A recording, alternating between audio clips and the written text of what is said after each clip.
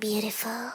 Hello lovers of the world, this is Cinta speaking. I love listening to new music. It's really fun to find something new to obsess over, whether that's a new album, a new artist, or a new song. I am continuing my series where I retroactively reflect and rank every album and EP that I listened to in 2024. This video is going to cover part 1 of what I listened to in November. I was going to keep them all into one video, except it got too long. I had a lot to say about the albums and I didn't want to make it too long, so I split them up into 2 parts. As you can see, we're back on the same tier list but with new additions to rank. If you're new to my videos, I usually do explain and break down my grading system for this tier list, but to save us some time, I'm just going to omit them in this video. But if you want a longer explanation, you're welcome to go back and listen to my older videos from earlier this year. My reviewing style relies mostly on how I feel about the music. I don't have any musical theory background and I know very little about music production, so my reviewing style doesn't really cover the more technical aspects of the music. However, if I know nothing else about music, I at least know how it makes me feel. I also have timestamps in the description in case you want to skip over certain parts or want to specifically focus on a particular album. But now that that's out of the way, let's get into what I listened to in November of 2024. This is the order of when I listened to each album.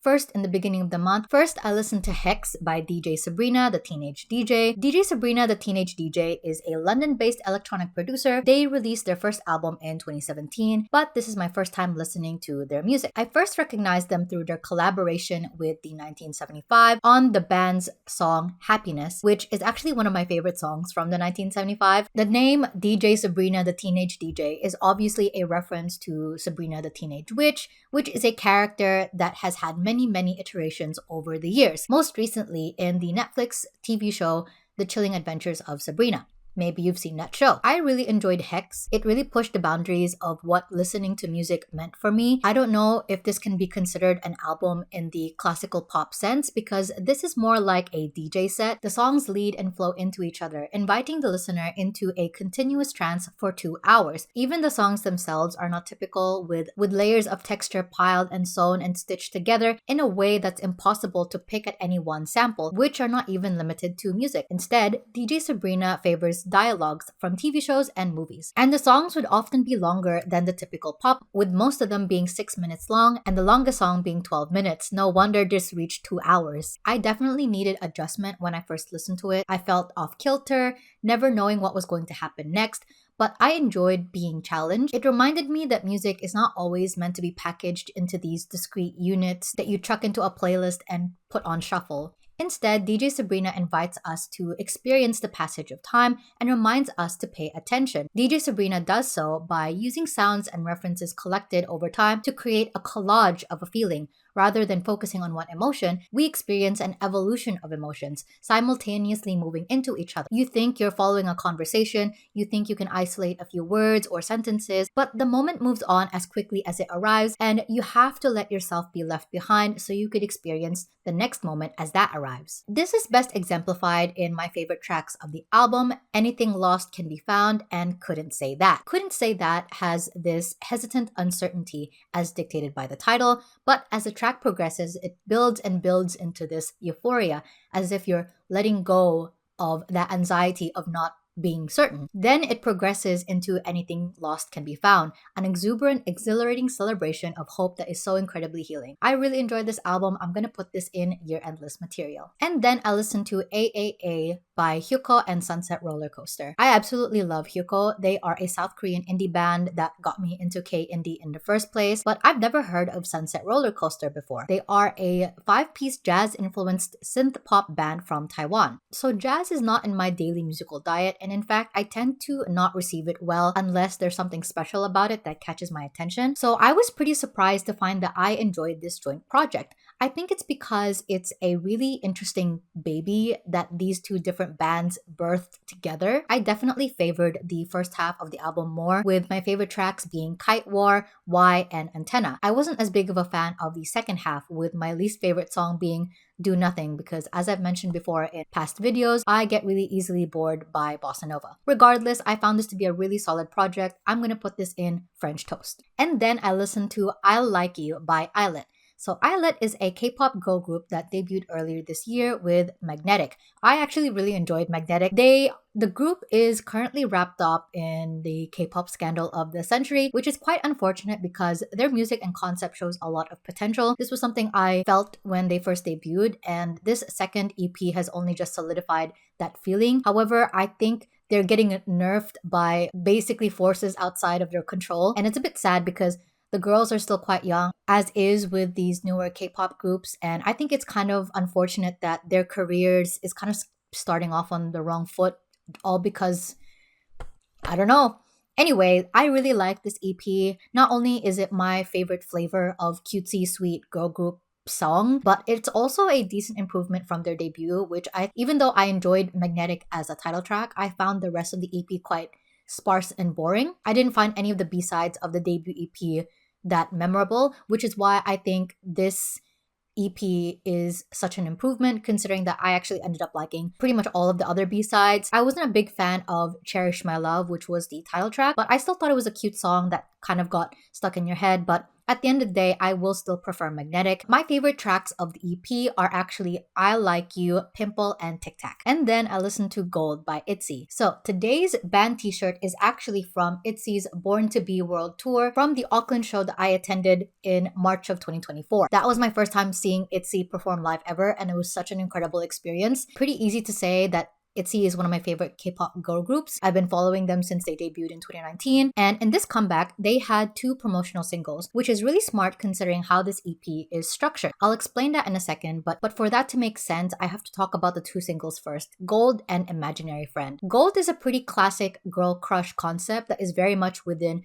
ITZY's wheelhouse. However, JYP's decision to employ the producer Dem Joints definitely obfuscates ITZY's sonic identity a little bit. Dem Joints, who produced Gold, is primarily an SM entertainment producer, particularly for groups like NCT, aespa, and EXO. Because of that, I feel that Gold doesn't really capture ITZY's usual musical identity, and it kind of gets lost because of that, and they end up sounding like somebody else, which isn't doing much for the group's brand. Regardless, it still fits ITZY's recognized girl crush image. Imaginary Friend is a little more left field if you're a surface level ITZY listener, but if you're a longtime fan, you'll know that this isn't the first time that ITZY has dipped their toes into a more indie pop sound, and Imaginary Friend is an excellent indicator of how much further the group goes into that style, which may or may not work for some of their longtime fans who were originally drawn to their fun teen crush concepts in the first place.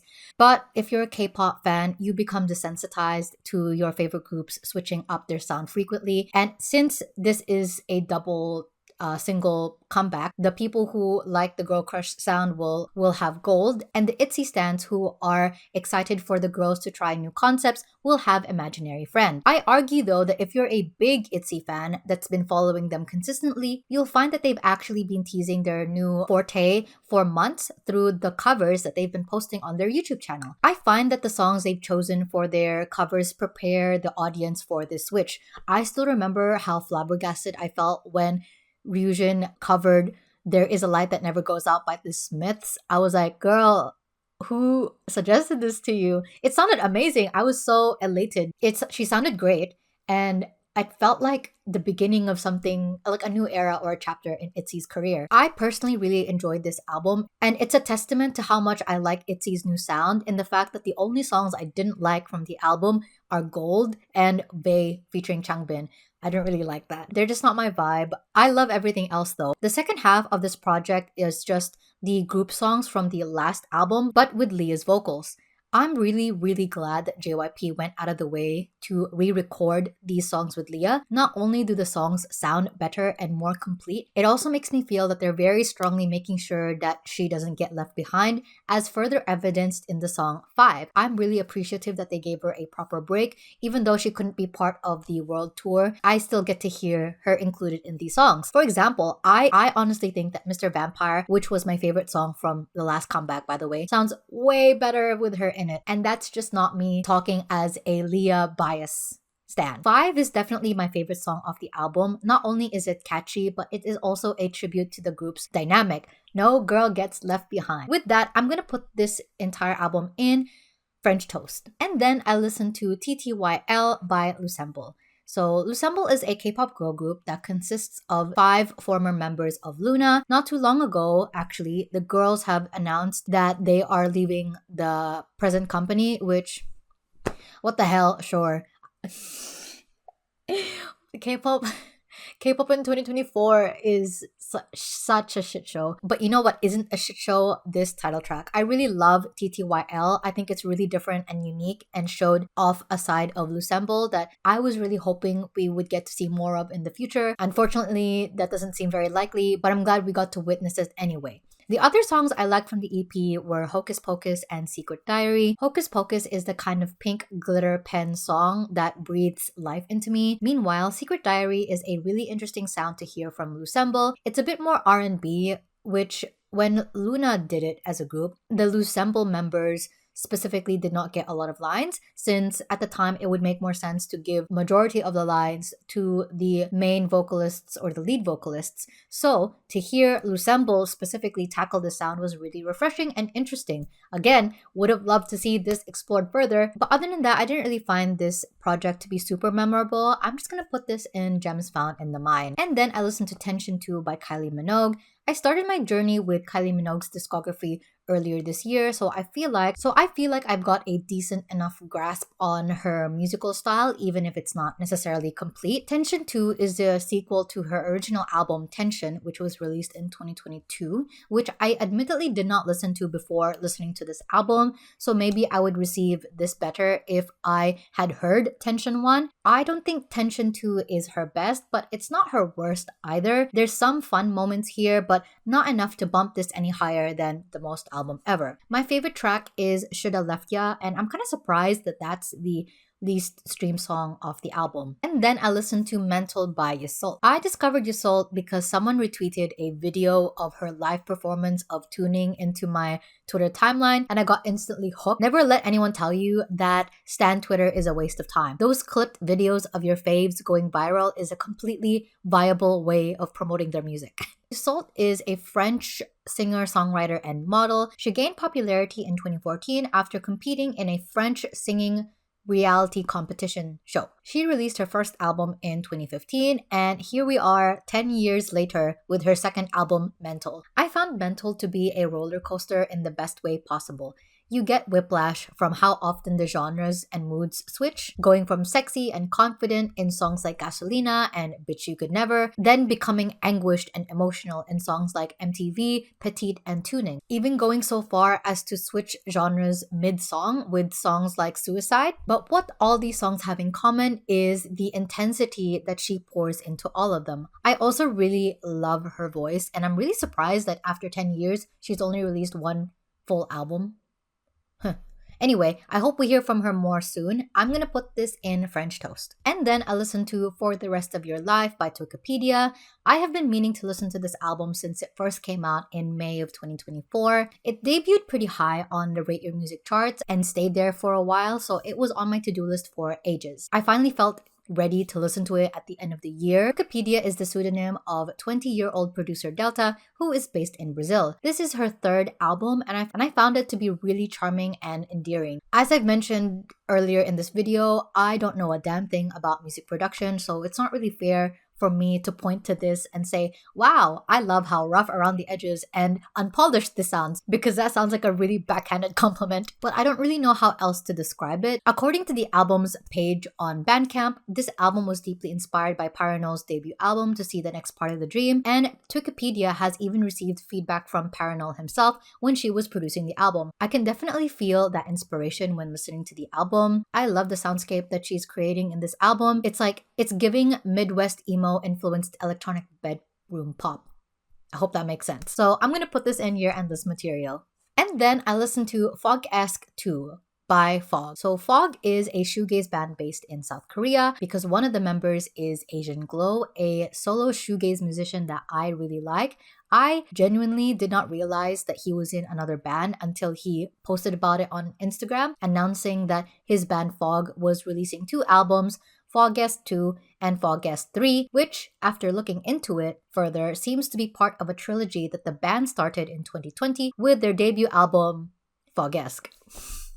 Did they not have did they not have any other ideas on what to name the album? So I fully planned to listen to both albums before the year ended, which I did, by the way. Don't let this late video fool you. I found Fogesque 2 to be a pretty decent shoegaze project. When I listened to this, I didn't really like it that much, but after a few listens, it grew on me eventually. Since I'm very much a mood listener, timing is always key in these scenarios. And when I first listened to it, I think I wasn't prepared for how heavy this is. It's a lot heavier than I usually prefer my shoegaze to be. It's a lot more weighed down, kind of almost cynical and angry, which means that I'm not really willing to listen to this on an average day because it's gonna dampen my mood, which I don't want it to. There's a strong undercurrent of grunge throughout the album that I find kind of compelling, considering that grunge and shoegaze kind of emerged around the same time in the 90s. Some songs that were pretty memorable is Perestroika, which has this really piercing sound quality towards the second half of the song that I found really interesting. And another song I liked was Malfunction, which is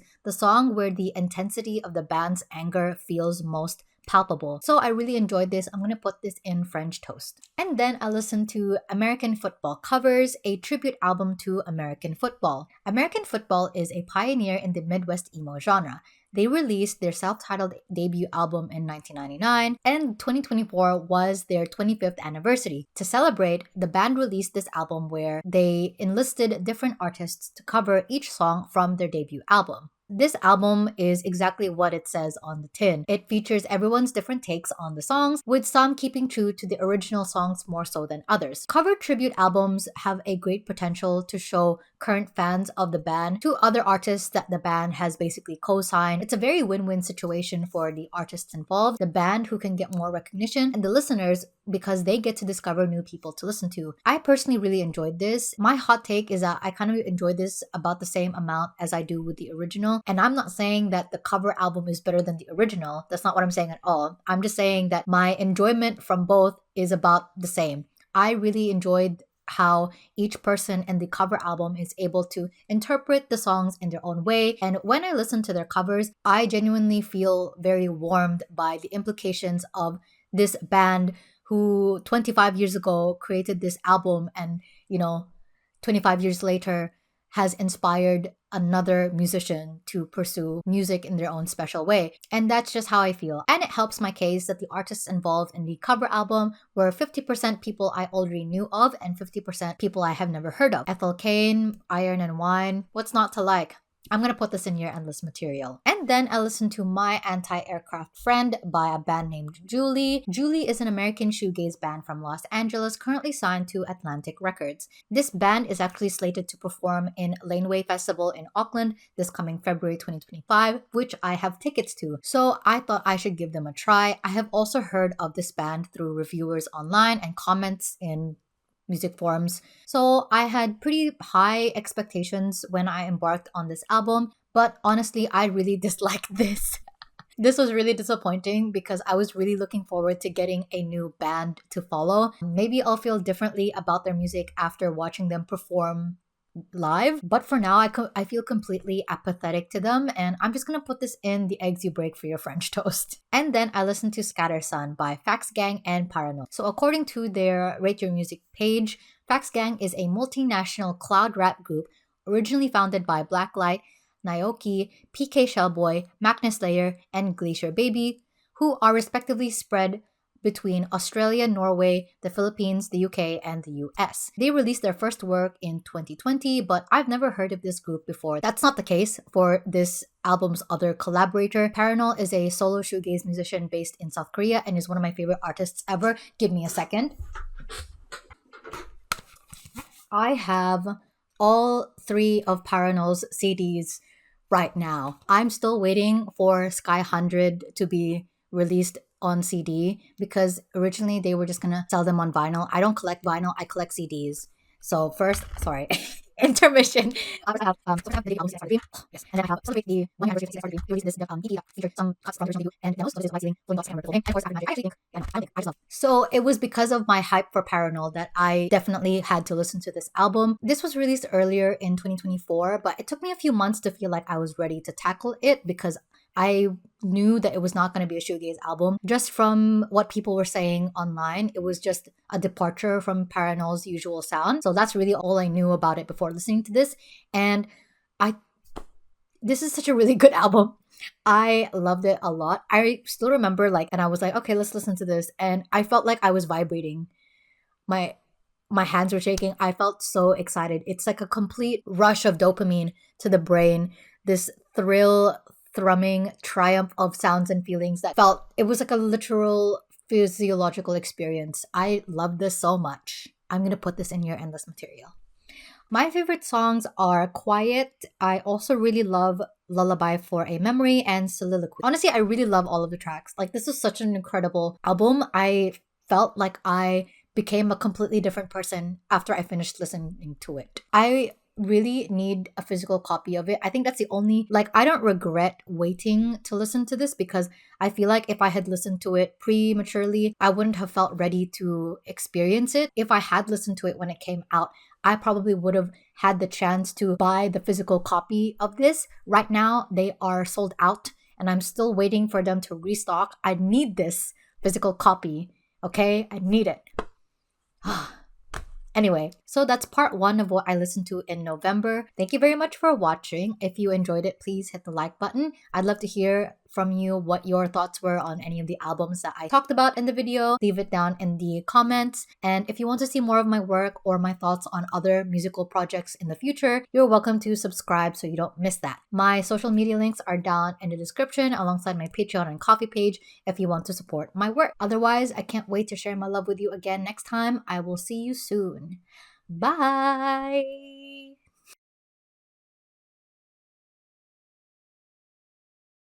I'ma crash out, baby, don't slow me down. Hate to be the one. Oh, no, no, no, no.